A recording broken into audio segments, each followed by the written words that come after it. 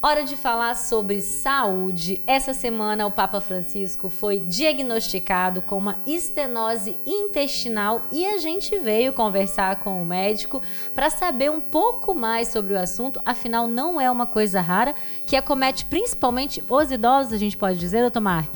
Podemos dizer que a estenose, enquanto complicação desse processo de formação de divertículos, pequenos tumores, sacos que acabam fibrosando dentro do intestino, vão ocorrer com mais frequência em idosos, que é uma doença que se arrasta cronicamente, ou seja, ao longo do tempo.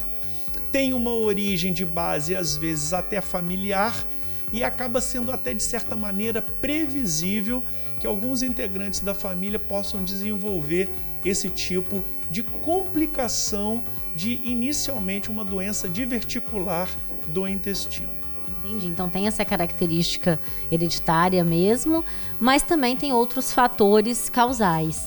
Sim, as pessoas que têm uma alimentação que não é considerada saudável vão ficar com mais risco da famosa prisão de ventre ou obstipação intestinal, como é chamado tecnicamente. Isso faz com que mais processo inflamatório ocorra no intestino e a formação dos tumores acaba sendo mais fácil de ocorrer.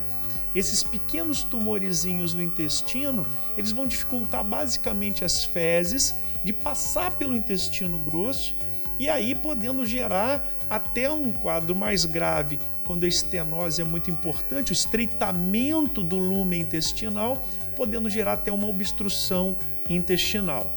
Obviamente que quando essa estenose ocorre, a evacuação pode ficar mais difícil e aí alguns sinais de alerta acabam sendo demonstrados, o que pode muitas das vezes propiciar uma cirurgia eletiva e não uma cirurgia de emergência. Ou seja, quando se fala em intestino, o assunto é sério mesmo, né?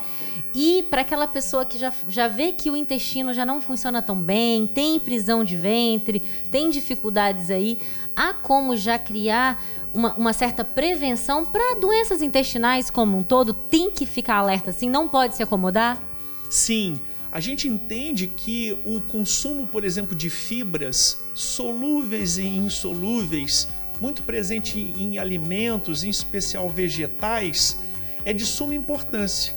Nós, seres humanos, precisamos de uma quantidade mínima de fibra para que a gente possa fazer um bolo fecal que não seja tão irritativo da parede interna do intestino e, com isso, evitando também a prisão de ventre, que não está só associado a um quadro de doença diverticular e da sua complicação, a estenose, mas sim dos quadros de hemorroida, dos quadros de tumores do tipo câncer de intestino.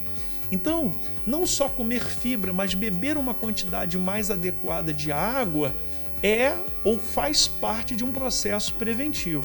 A alimentação saudável, nesse caso, vai envolver a eliminação de alimentos defumados e aqueles alimentos chamados ligados, por exemplo, ao bacon, à linguiça, salsicha, calabresa, alimentos que são conservados em nitratos e nitritos, o salame, o salaminho, todos eles aumentam o risco desse tipo de adoecimento intestinal. Legal. O ideal é que a pessoa vá ao banheiro todo dia?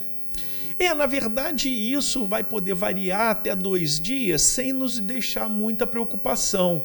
À medida que isso avança para 3 dias sem ir ao banheiro, isso obviamente já caracteriza potencialmente um quadro de constipação que deve ser inclusive avaliado. Causas podem ser variadas, inclusive de mudança da microbiota ou das bactérias que estão no nosso intestino naturalmente. E aí as investigações podem ser variadas.